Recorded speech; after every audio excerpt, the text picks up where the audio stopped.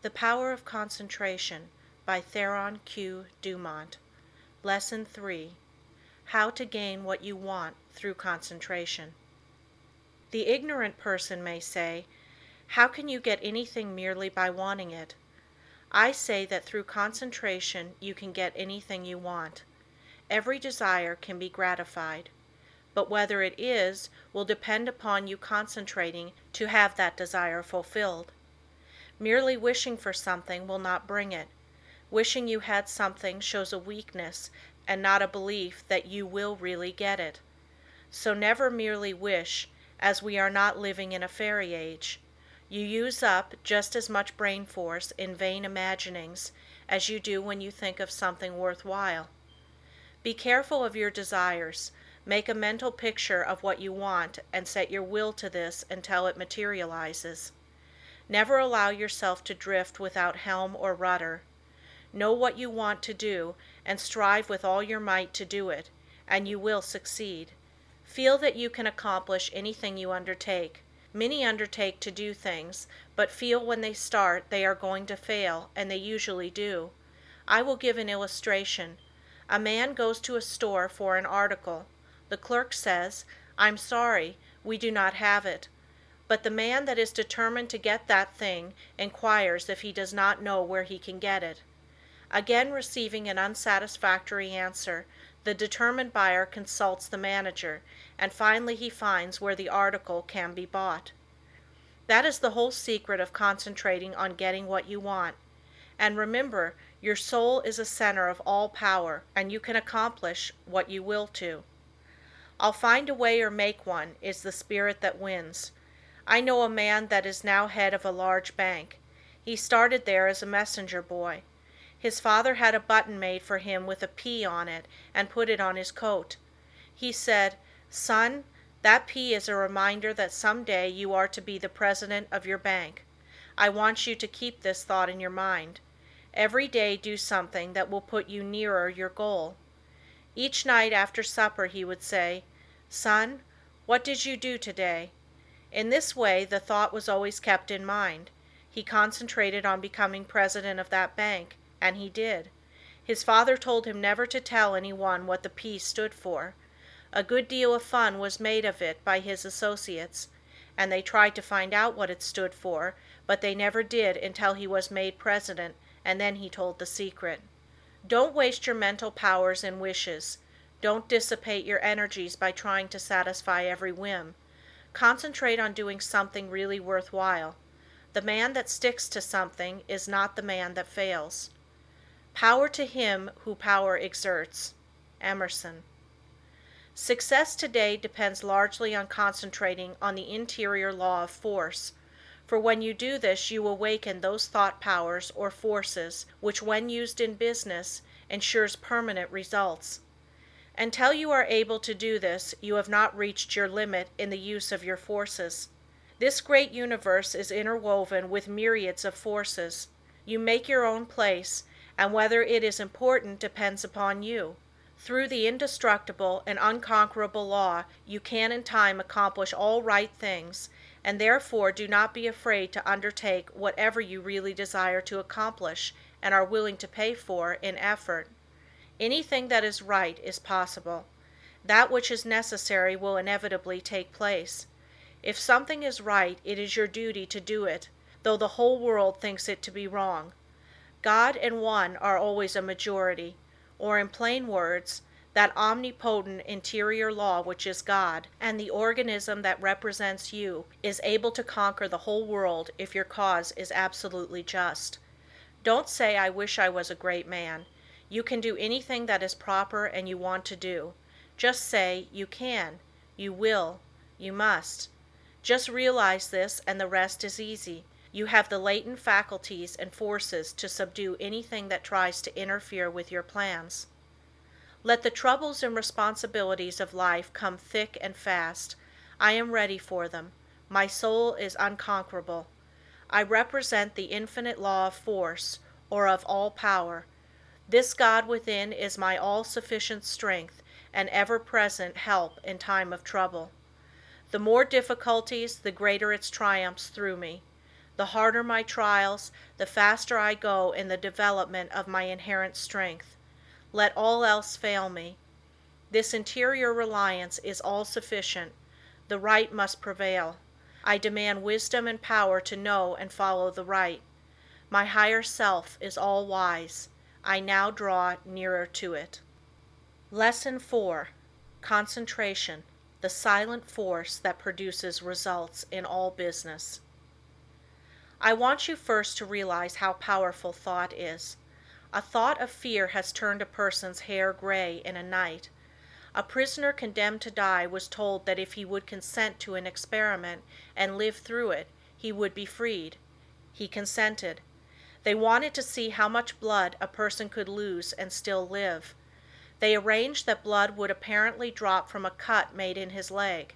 The cut made was very slight, from which practically no blood escaped. The room was darkened, and the prisoner thought the dropping he heard was really coming from his leg. The next morning he was dead through mental fear. The two above illustrations will give you a little idea of the power of thought. To thoroughly realize the power of thought is worth a great deal to you. Through concentrated thought power you can make yourself whatever you please. By thought you can greatly increase your efficiency and strength. You are surrounded by all kinds of thoughts, some good, others bad, and you are sure to absorb some of the latter if you do not build up a positive mental attitude. If you will study the needless moods of anxiety, worry, despondency, discouragement, and others that are the result of uncontrolled thoughts, you will realize how important the control of your thoughts are. Your thoughts make you what you are. When I walk along the street and study the different people's faces, I can tell how they spent their lives. It all shows in their faces, just like a mirror reflects their physical countenances. In looking in those faces, I cannot help thinking how most of the people you see have wasted their lives. The understanding of the power of thought will awaken possibilities within you that you never dreamed of. Never forget that your thoughts are making your environment, your friends, and as your thoughts change, these will also. Is this not a practical lesson to learn? Good thoughts are constructive. Evil thoughts are destructive. The desire to do right carries with it a great power.